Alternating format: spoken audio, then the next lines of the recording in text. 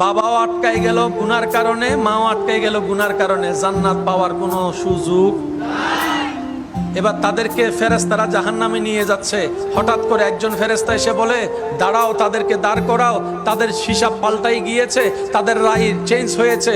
বলে যে কেমন চেঞ্জ? বলে যে তাদেরকে জাহান্নামে নয়, জান্নাতের রাস্তাটা একটু দেখাই দাও, জান্নাতের রাস্তা দেখাই দাও। সুবহানাল্লাহ, একটু জোরে বলি না, জান্নাতের রাস্তা দেখাই দাও। এবার গুনাহগার বাবা, গুনাহগার মা দুইজনে ভাবতে থাকে, কিরে জান্নাত পাওয়া তো দূরের কথা, জান্নাতের গ্রান পাওয়ার তো যোগ্যতা আমাদের কাছে নাই, গুনাই গুনাহ করছি, আবার জান্নাত পেলাম কিভাবে?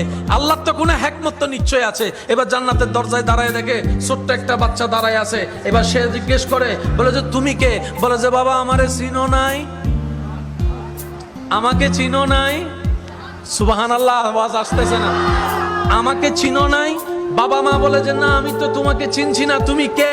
বলে যে আমি তোমার সেই সন্তান যে কোলে থাকা অবস্থায় আল্লাহ দুনিয়ার থেকে নিয়ে এসেছিল, তোমাদেরকে কিছুটা কষ্ট দিয়েছিল, আজকে তোমাদেরকে জান্নাতে দেওয়ার জন্য আমাকে মাসুম অবস্থায় আল্লাহ দুনিয়া থেকে নিয়ে আসছেন।